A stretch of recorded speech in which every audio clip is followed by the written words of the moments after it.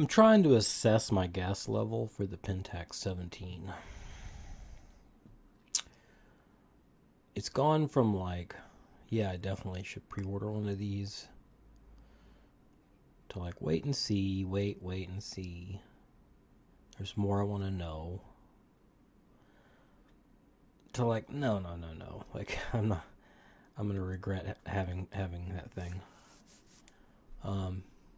To also like, maybe I just get it for like a few weeks or a month and then pass it on to somebody else. So, let's explore this. Before I get into the details, it is worth just observing how many YouTubers were sent a camera from Pentax. And I take it that that's just like a loaner for like a week or a month. But right, basically on the same day, within 24 hours, there was like, I mean, look at this.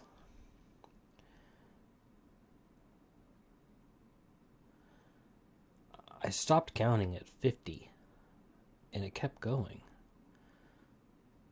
Like, anybody who's made a YouTube video about film in the last 20 years receives one of these in the mail. Okay. There it is, in all its beauty. Well, the back of it, at least. Here's the front. It's got this itty bitty pancake lens. Maybe that's a good place to start. It's 25 millimeter, which is my favorite. My favorite lens is a 25 millimeter. My second favorite lens is a 24 millimeter. And my favorite aperture on a 25 millimeter lens is around 3.5 to f4. So they nailed it for me. And this lens is tiny. The whole camera weighs under 300 grams. It almost makes me worried that it's too light. But when you see it in people's hands, it's light, but it's not. It is not tiny. This is not a tiny compact. I mean, it's small. It's small. Right? There's some people who are hypothesizing that this same body will be used for their full frame camera. So it's sort of more like a small full frame camera than like a small half frame camera, which I think I like. I have a tiny compact camera, and it's almost too small. Like my fingers sort of get in weird places, and 300 grams almost, like, I'm almost worried that it's going to feel too light. Oh yeah, the lens. So in addition to being my favorite focal length, here's 25 at 3.5.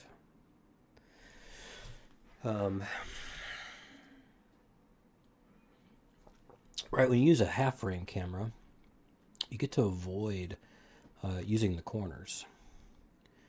So the lens doesn't have to be super duper fancy and expensive because you're not worried about corner performance. So there's that nice benefit, partly why you can get, right, and that's something I don't like about compact cameras is, right, center performance can be good, but by mid-frame and corners, you can really tell that it's a sort of a bad lens. I don't think that's going to happen here. I think that it's going to have strong performance through the whole frame.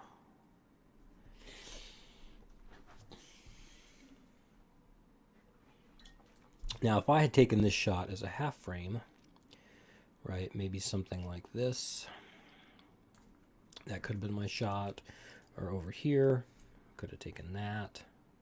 And then I wanted just to kind of show, right, if this is a push Tri-X. Sorry, I've got a little bit of a sore throat.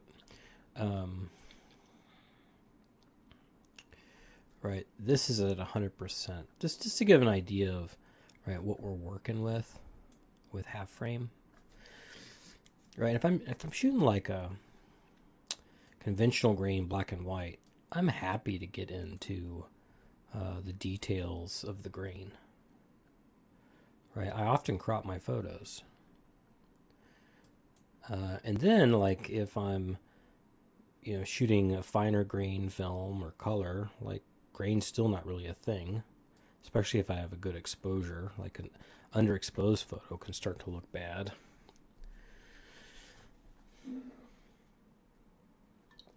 So I don't worry too much, right? I've shot enough film to know that half frame is, right? I could work with that.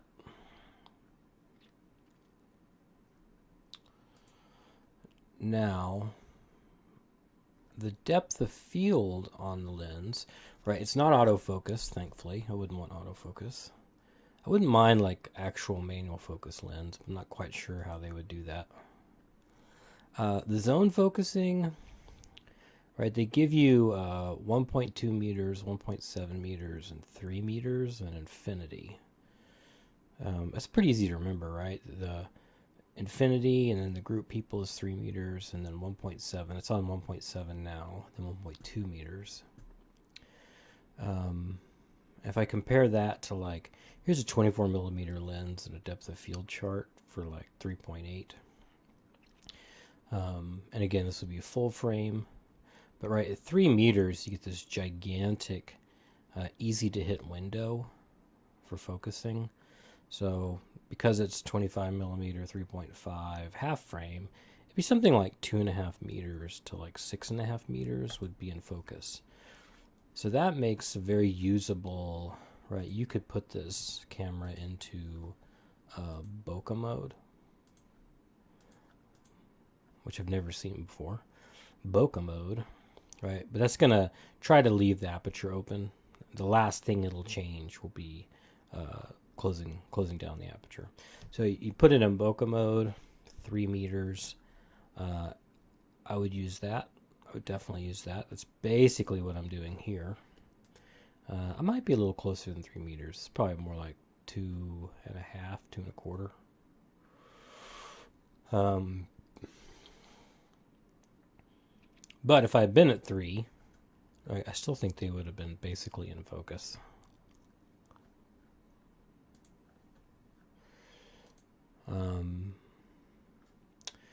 And then you've got, like, once you get past 3, you quickly basically put everything into focus. I would have liked it for them to have given me a 5 instead of having to jump to infinity. And I don't know, I guess we don't really know what the infinity setting is. It may be more like a, a 10 meter or something. Anything under 3 meters, like 1.7 or 1.2, unless I'm measuring exactly, I'd probably just put it into P mode.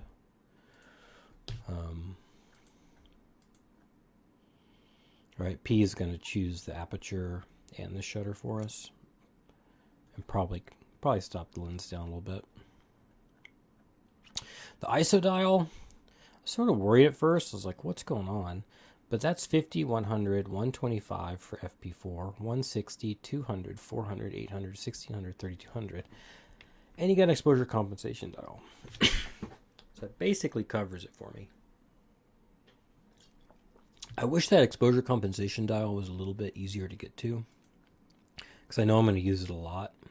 Right, the meter is right here. It's inside the filter threads, but it's still only going to do an okay job, and you're going to need to, especially for backlit subjects, compensate with like a +1 or a +2. And I don't love, I prefer my exposure compensation dials to be on the right, and that just sort of looks small. Yeah, I could get to it, but if I'm, I sort of like to compensate a lot. And I thought maybe I could do it with the ISO dial, but you got to push a button. So, not sure about that. Some more things I'm not sure about, right, is I've heard that when you push the shutter button, the lens goes into its focus position. And that makes me a little nervous that there's going to be a little delay. Probably quick. Maybe you wouldn't notice it. But over time, I think you could start to feel that delay. But there might be a setting that doesn't require it to move, right? It might default to 3 meters, right? Something in the middle, in which case, right, it wouldn't need to move the lens on a half press. When I was watching videos, there's a little bit of, most people are like, oh, it's quick and responsive, but there was somebody who didn't even have the camera, but he had heard from a friend that it was a little slow. And now I've heard from somebody who heard.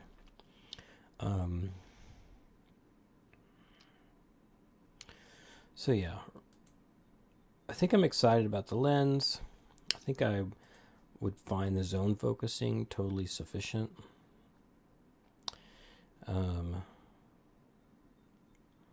A little bit of like having to be aware of, what's 2 meters versus 3 meters versus 4 meters.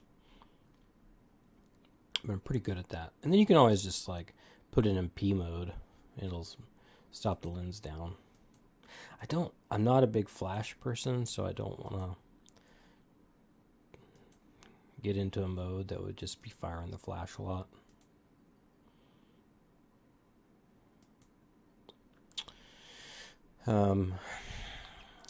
Is this thing too expensive?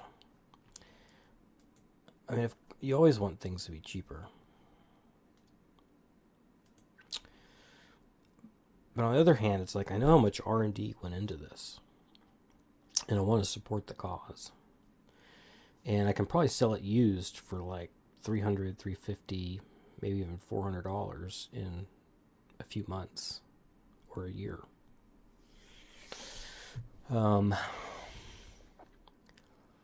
I would love to get one for my kids, because right now I have to pay for Fuji Instax, and the cameras aren't expensive, but the film is. Now, I get 72 shots on a roll, and I also know that there are labs that they charge the same amount for developing and scanning for a roll, so it doesn't matter that it was 72 pictures. And there are labs that don't charge more for 72 4x6 prints, right? They just have a flat rate for getting prints on a roll.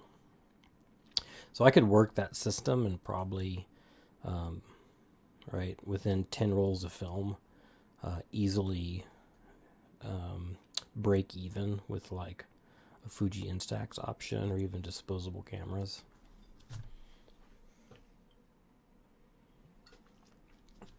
So it's always a little hard to pay $500, right?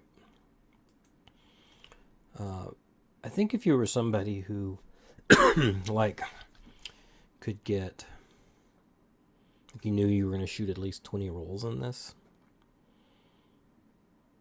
right, at that point, it's pretty inexpensive. As long as you've figured out, right, a cheap way to sort of get the development, scans, whatever you plan on doing with it.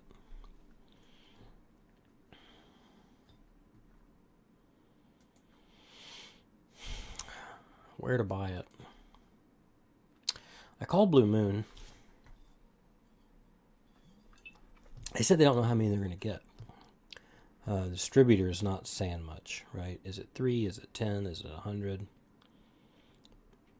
I would guess the distributors are going to prioritize B&H. Maybe Amazon.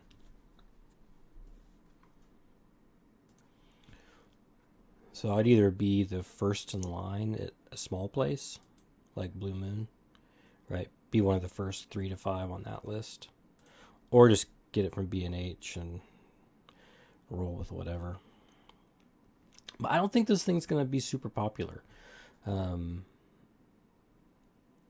think, right, all the YouTubers that reviewed it are sort of a little ho-hum about it. There's a few that are pretty excited. And really, the YouTubers aren't really the target audience for this. Like, it's more sort of the younger generation that's maybe just watching them a little bit. And, right, it's sort of like my kids who are ready to graduate from Fuji Instax. Right, and I'm not quite ready to start dealing with them taking 30 pictures and already having a roll. I just wish this was cheaper and I'd be buying it for my kids. And then there's that part of me that's like, no, buy it for me. Like, I could totally rock this camera.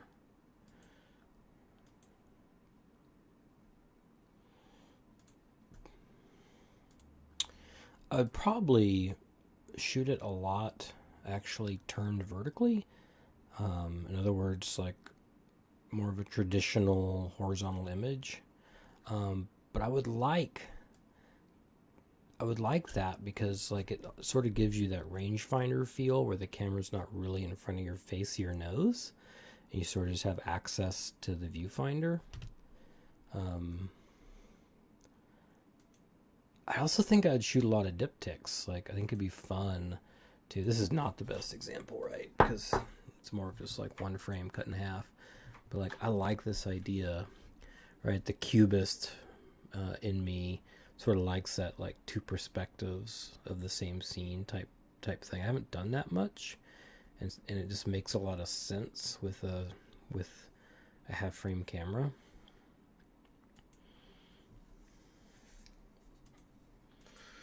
I heard the shutter. It sounds pretty good.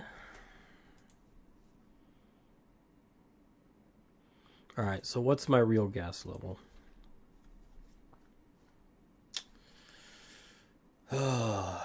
One. I'm thinking maybe I get it and then I just plan on selling it after a month, right? Just have a little fun, try half frame, maybe make a follow-up video, sort of get a feel for like how much my kids would enjoy this. I showed my kids yesterday, and they were super excited about it.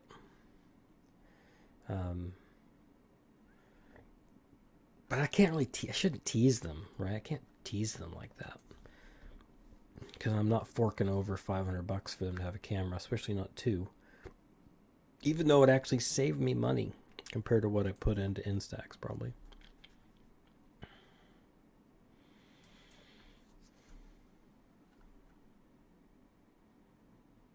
All right. Is there anything else? It's maybe just interesting to like, Pentax did some market research, and supposedly there's like this audience of people who are going to flock to this camera.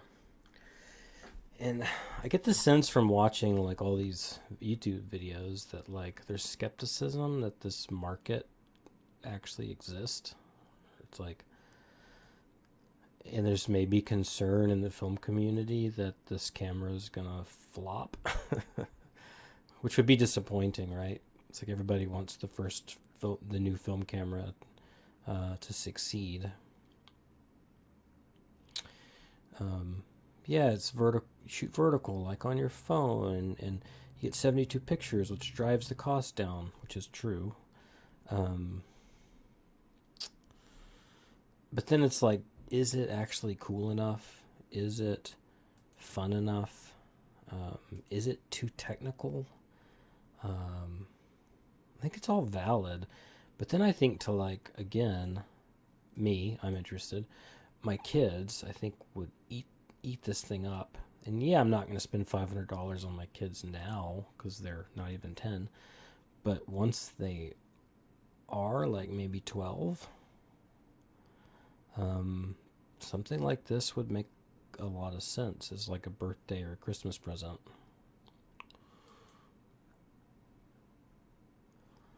Right, and there are a lot of people coming off of Fuji Instax. right? And want to buy something new and with a warranty. I don't think it's like young hipsters, right? It's like, it's maybe somebody who's like 15.